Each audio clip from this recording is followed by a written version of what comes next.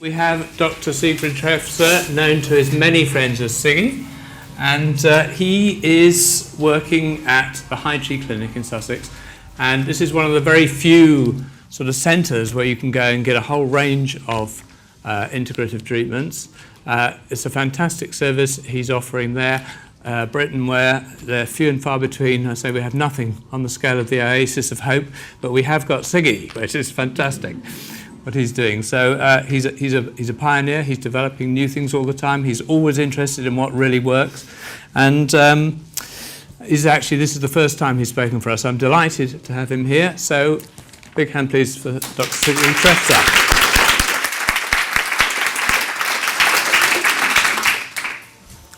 Thank you, Robin.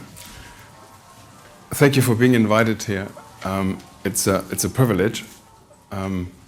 I'm a practitioner, as Robin explained, running a small clinic in East Sussex.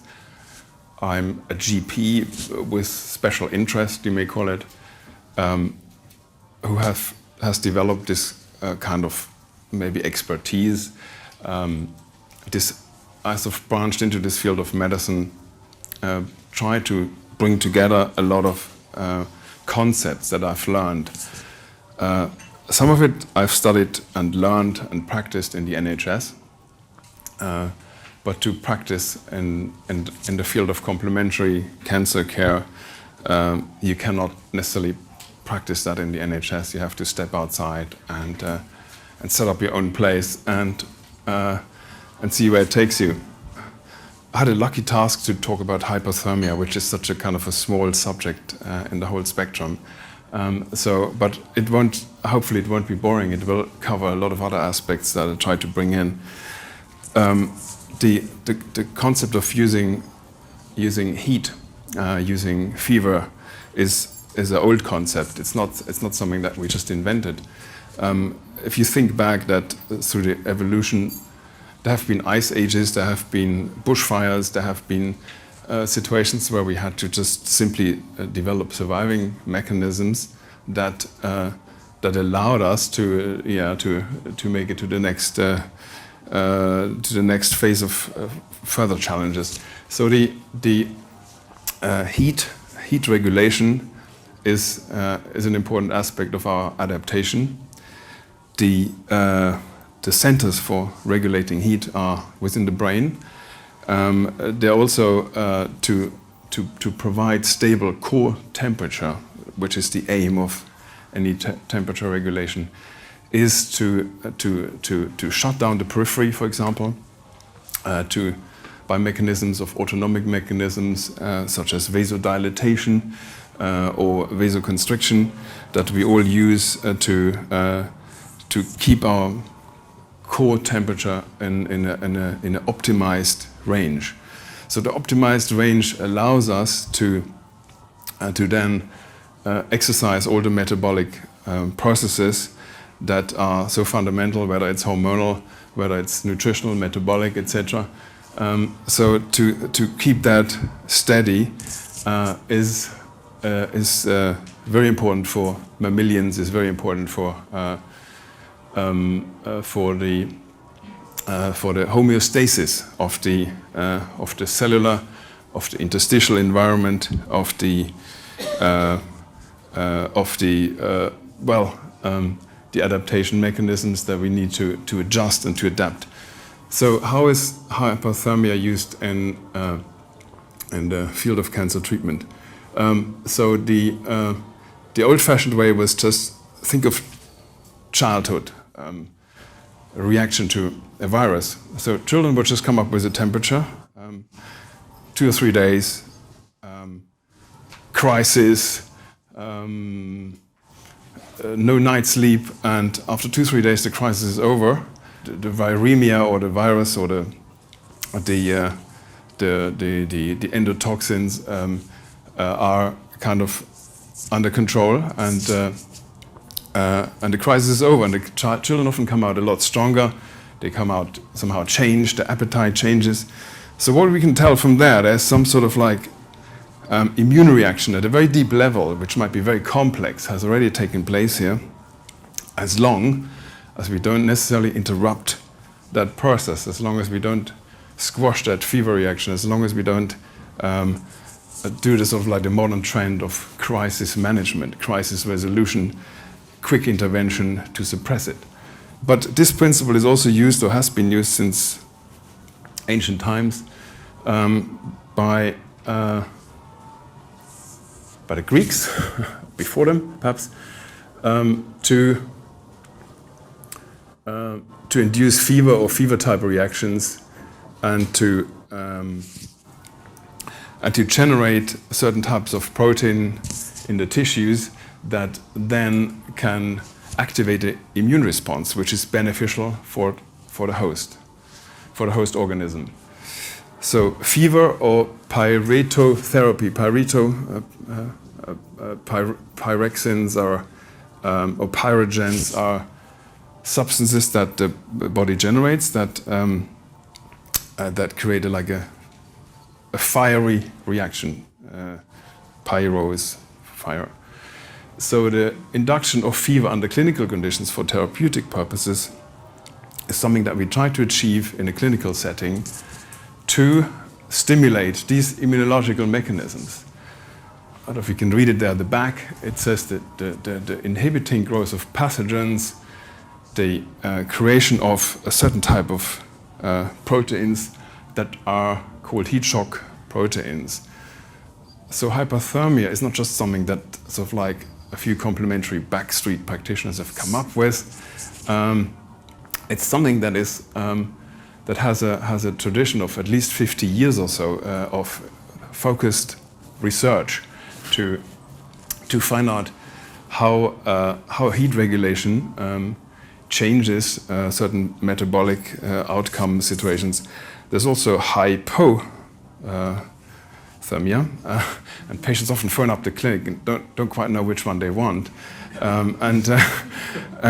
so there is confusion, and both does exist, but in this case we talk about hyperthermia. What happens during a hyperthermic reaction or hyperthermic warming up? There's the old-fashioned heat baths, hot water bottles, exposure to hot mud. There are many ways of getting your body temperature up.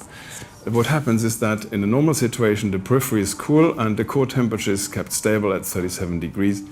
What happens in a whole body hypothermic condition where every part of you is heated up is what the picture that you see on the right.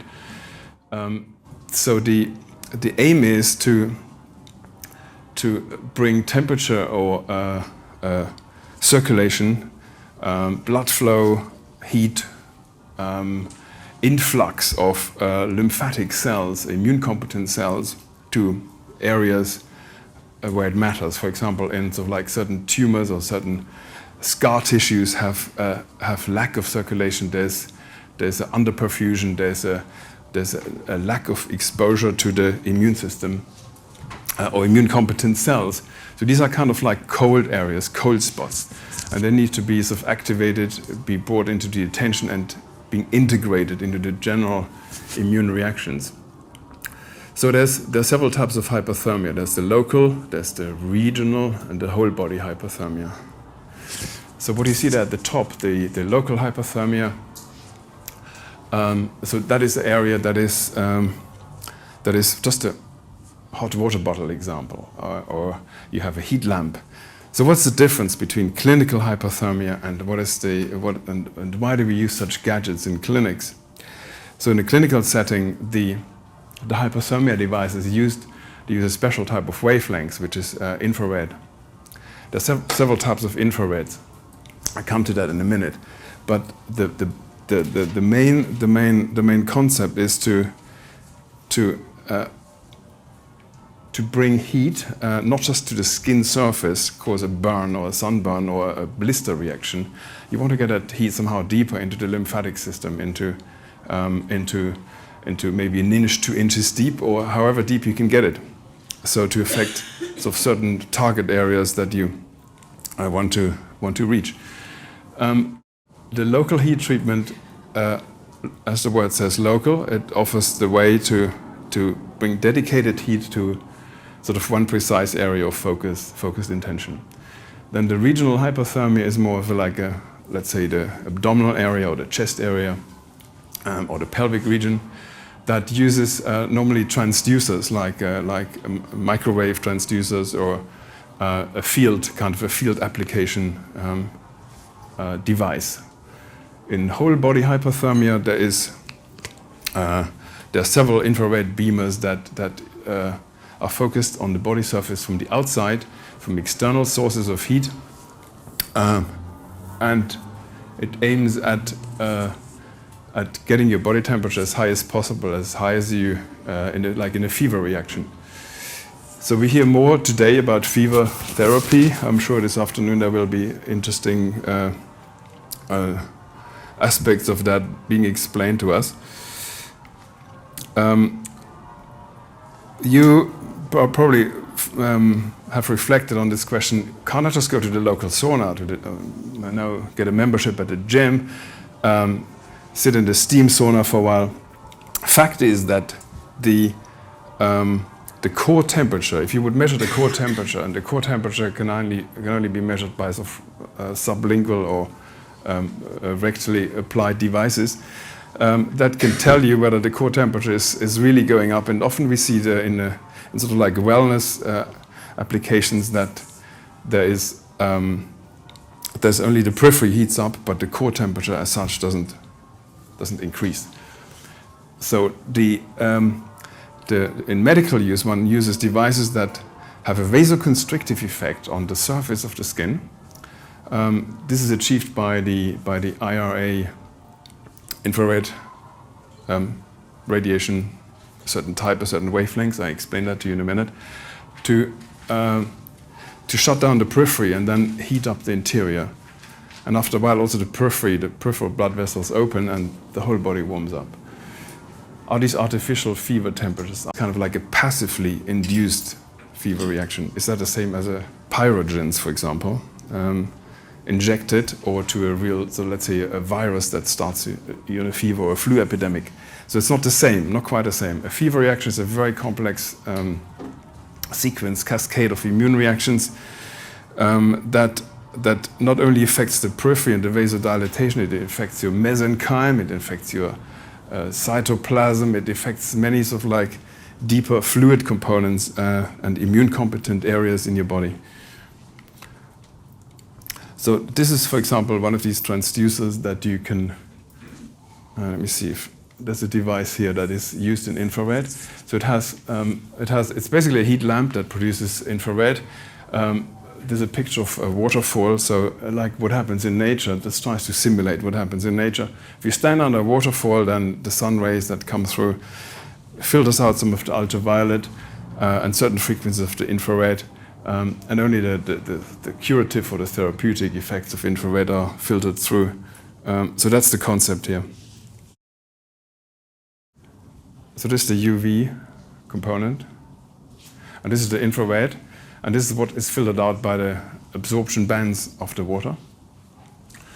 And this is the visible light spectrum here. This is the ultraviolet range, and this is the far infrared, the infrared, and this is the visible light spectrum. So these heat devices, they operate very much in the visible spectrum and just slightly beyond. So in a way, we're not talking about a treatment that is artificial, that is like a shock treatment to the body. It's something that somehow our body remembers from just whatever being in nature and being exposed to this anyway. There's techniques that use hyperthermia under, for example, chemotherapy conditions. Chemotherapy, they understood, works best, and it's often used in conjunction with hyperthermia. So hyperthermia in the US, for example, has been accepted as the fourth modality of cancer treatment. Initially there was radiotherapy, surgery, and chemotherapy, but now hyperthermia has been added to the spectrum, but only in combination with chemotherapy, not as a standalone treatment. There are, however, forms of hyperthermia treatment called HIPEC. This is often used in peritoneal situations, peritoneal spreading cervical or ovarian cancer. And it has an enhanced effect than just using chemo alone. The best aspect of it is the is the reduced dose of chemotherapy required to have the same effect. So it acts as a chemosensitizer. It also acts as a radiation sensitizer. So hyperthermia as a radiosensitizer and chemosensitizing treatment. So that's probably one of the aspects I want you to take with you when you walk away from here.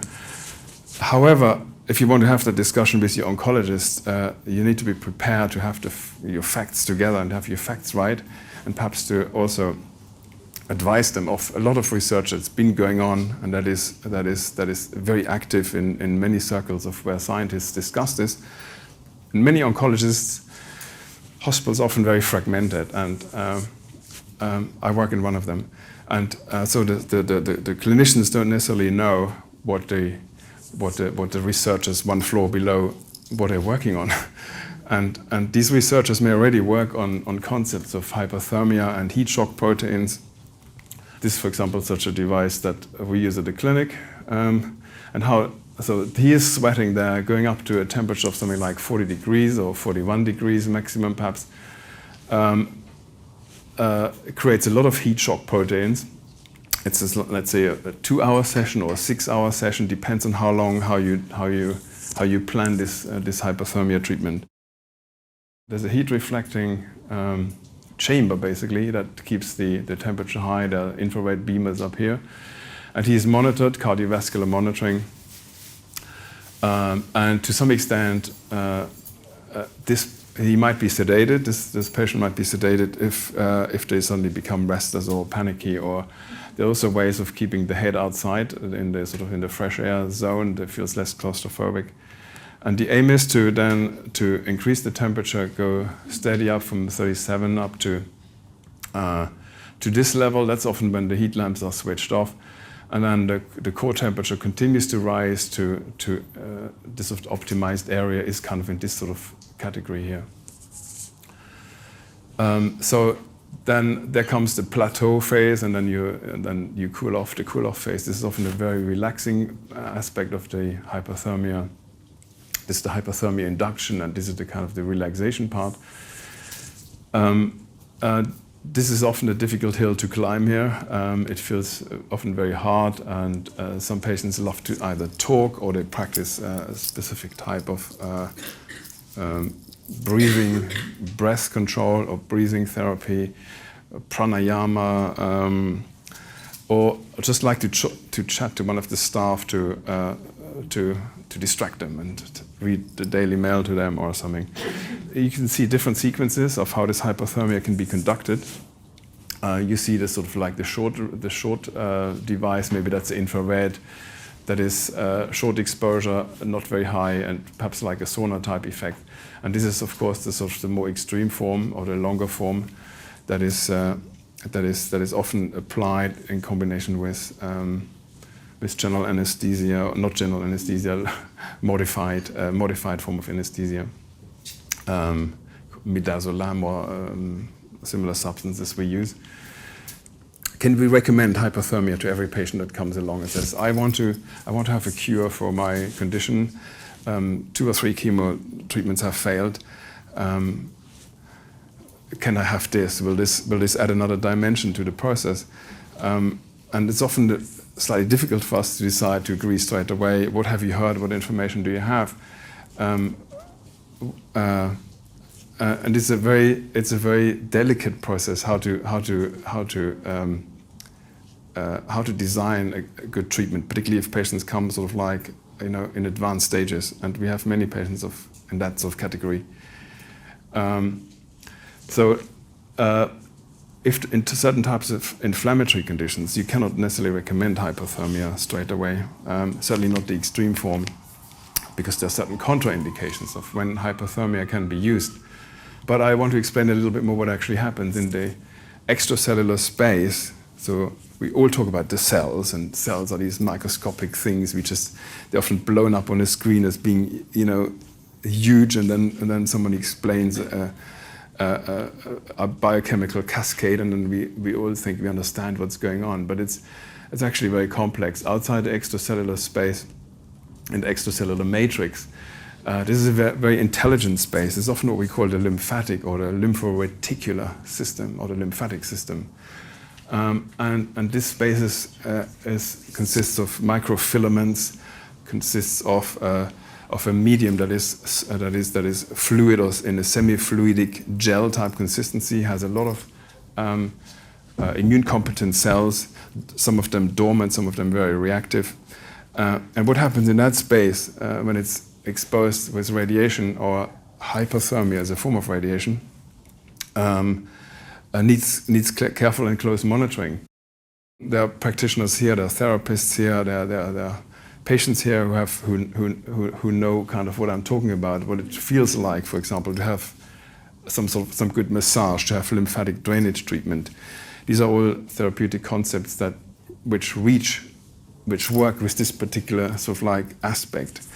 But hospital doctors not so much aware of this, or GPs don't want to talk about this, because it's a kind of a bit of a gray zone. So maybe a picture might help to explain this a little bit. So there's the cell boundaries, the plasma membrane, which is a very intelligent structure, as we know. There's the cytoplasm inside. And everyone talks about the cell metabolism and so on, what happens to the mitochondria, etc. Also quite important to understand what's going on outside. We're not just kind of skin and bones and blood vessels. There's a lot happens in between. And this is kind of the reservoir of where you draw your resources from to fight a disease, and depends on how you keep this terrain, so to speak, is of extreme importance. So, for example, we all know about alkalinity, acid-alkaline dilemma. If this space, for example, is too acidic, and you have ways of measuring that, then chemotherapy won't work. It works mostly in an alkaline environment, so you can almost predict that it's going to fail. If this space is in a hypoxic situation, there's lack of oxygen, lack of alkalinity, alkaline reserves. If there's lack of blood supply, of immune competent cells being part of this, and if there are immune competent cells which are either dormant or have been inactivated, then the chances are not that good. So if you then imagine you blast this area with some sort of like ionizing radiation, as used in radiotherapy, or maybe prolonged heat may not be so good either. So prolonged heat, at least what it would do to this area, it opens up blood vessels, it brings in circulation, oxygen. Patients have hyperthermia treatment often have very bright blood after the treatment. So the oxygenation effect is amazing from just kind of heat application. But also what happens in this connective tissue area, this matrix and this intercellular interstitial space, or the regulatory matrix as it's often called, is there are a lot of mesenchymal stem cells. And these mesenchymal stem cells, they have an enormous potential to regulate and to modulate responses to treatment. And this is kind of like a completely new area, not completely new, it's been in the focus for some time, but these mesenchymal stem cells, they can determine whether a reaction is inflammatory or is maintained in a suppressed state. Whether, for example, allogenic transplants or transplant surgery, this is a big problem, are rejected or are tolerated. So in graft versus host reactions, for example, we have this dilemma. Whether it's a tumor or whether it's a foreign body or whether it's some sort of an abscess situation or whether it's a graft that's implanted in your body, it's something about tolerance. It's whether your immune system can tolerate this. It's often to suppress graft versus host reactions, you have to suppress the immune system. So it's a bit similar to if you suppress the immune system in order to fight a cancerous proliferative accumulation of tissue in your body. It's a bit of a similar scenario. So almost like in cancer therapy, you would like to create a graft versus host reaction to then stimulate the host to chuck this thing out. So that's the simplistic concept. But this can go overboard. You can either overstimulate, or you don't create enough stimulation. So how do we, as clinicians, monitor this, and how do we kind of make the right judgments, the right decisions? This is for me, this is like the question I have to face every day with every patient to some extent. There's a number of proteins called these heat shock proteins. There's a whole family of them. Again, they're in the focus of a lot of clinical research, and there are 6 classes of them. They've got names. You can look them up on the internet, what they look like, and they have a lot of function in, for example, cell signaling, intracellular cell signaling, chaperoning, getting, for example, immune competent cytotoxic T cells to the tumor region. So that's why heat, or these generation of heat shock proteins, are probably quite an important mechanism, or quite an important component to include into any treatment plan, to allow whatever treatment you decide to have, whether this is chemo or maybe low dose chemo if you're lucky, or metronomic form of chemotherapy, to include that into the treatment plan and to enhance its effect. So that's why this kind of research is so interesting. And these heat shock proteins, they stimulate, or they regulate a lot of the pro-inflammatory cytokines. There's a number of them listed, whether it's a tumor necrosis factor or interleukin 1, 2, and 12 are the typical ones. Whether to, for example, open up as of a tissue area to increase circulation, to allow new blood vessel formation, or to suppress that blood vessel formation, whether to allow an area to relax, or whether to contract and shut off circulation more, to affect muscle spasm, to tailor the treatment more to the individual needs. I think that's what we need. I think oncology has become sort of there's a lot more choices, but it's good to have to explore some of these choices before you meet the oncologist. It's really, I come across this all the time. There's not enough preparation for these meetings, and it's too much expectation that you've been given the right treatment menu or the right choice there. So if, for example, you use ionizing radiation, have radiotherapy after the initial intervention, whether it's a biopsy, whether it's a lumpectomy, whether this is a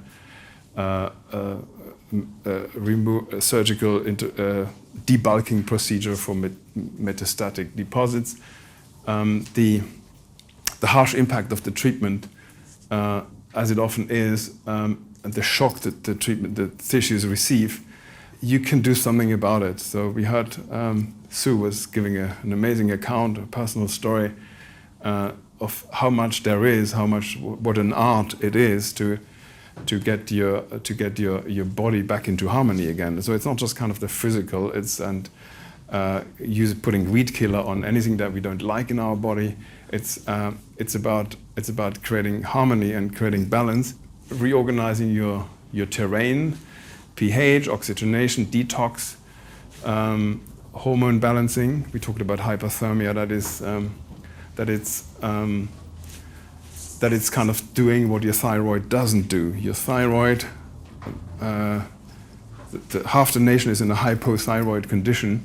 So in a low temperature situation, in a suboptimal temperature region. So that's why a lot of these chronic illnesses can thrive and can linger on, because the immune system is not ready to work in the optimal region, to have the perfect level of hormones. And then vibrational medicine is something that's been mentioned before, homeopathy. It's not just a belief system. I come from a background of physics. That's what got me into medicine, and ultimately study also the use of homeopathic remedies. And we use these SSHD sequence-specific homeopathic DNA medicines. We use nosodes and and autosanguis preparations to stimulate the immune system. You can make them from urine and blood. We use treatments that work on the neurotransmitters, on the stress levels, and I think this is a very important part of any sort of like chronic illness care program and should be included. And within the spectrum of, well, again, I mentioned this earlier, that hyperthermia has been approved besides surgery, chemo, and radiation. It is, to summarize it again, it is understood as an adjuvant treatment. It's not a standalone treatment. You cannot just kind of burn proliferating cells out of your body by just applying heat. So a treatment program at integrated clinics, they offer a lot of this, intravenous treatments. We also offer the intravenous metabolic or automolecular treatments. If there's a heavy metal load, toxic load that needs to be dealt with. What I sort of miss in this sort of contemporary discussion, and I'm not saying it's all good and easy. We would like to have more guidelines on what kind of malignancies respond best to hyperthermia treatment, and then whether to recommend it many times, or at what stage to stop and what stage to check any markers or signals that we try to identify that give us guidance. So we use a lot of the tumor markers to monitor treatment progress. In cardiac conditions, it's difficult to. We cannot use certainly whole body hyperthermia where you go beyond this. You cannot, if there's a lot of psychosis and anxiety, whether recent or whether something from the past. Often people have like a suffocation fear. So that's when they get into a hot room, they don't want to climb into a whole body hyperthermia chamber and to be heated up even more. So hyperthyroidism, etc. There are a number of contraindications. So we are well aware of them, and we check that. And everyone uses hyperthermia has to be aware of that. But I think my message that I try to say is there's immunogenic cell death. It's a good word. It sounds very lethal, but it's immunogenic cell death. It's a kind of a bit of a treatment concept that, a bit like apoptosis, where your immune system decides intelligently decides what should be dismissed and what should be removed from the matrix of your body. So immunogenic cell death can be stimulated, for example, by hyperthermia, by a stimulation therapy. It doesn't need to be hyperthermic conditions. Exercise was mentioned as one of them. Increasing also low-dose radiotherapy, or targeted or more specifically tailored forms of radiotherapy. But if these patients are at the same time under a heavy load of cytotoxic drugs, then this specific immune reaction is often suppressed. Okay, so you want to stimulate the immune system intelligently and with just as much as it can cope with, and any overreaction, any overboard reactions, you want to identify fairly quickly and then reduce the immune stimulation, the stimulatory effect.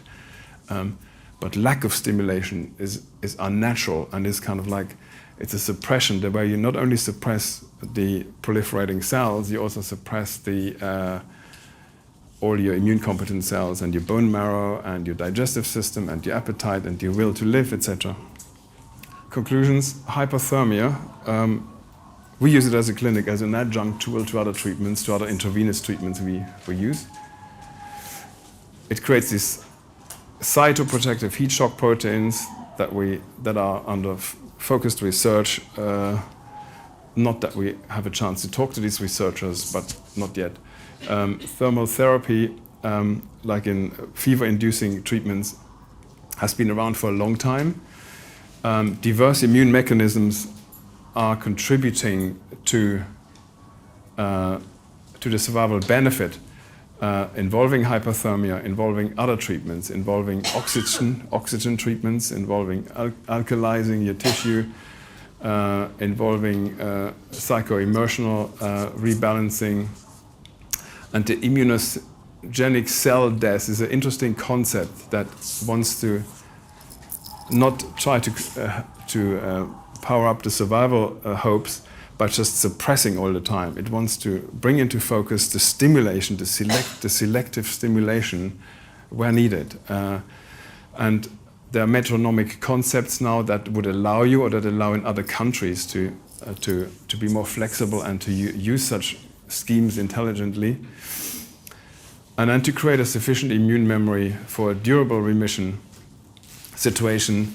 So that is certainly a very important aim, as we all aim for that. And the integrated treatment approach, it can only work. I think if treatment is personalized, if it's transparent, and it's often patient-driven nowadays. Patients bring a lot of valuable discussion certainly to my clinic, and I hope that this integration process continues and reaches other areas of mainstream medicine. I think we're at the end. Thank you. Thank you for listening.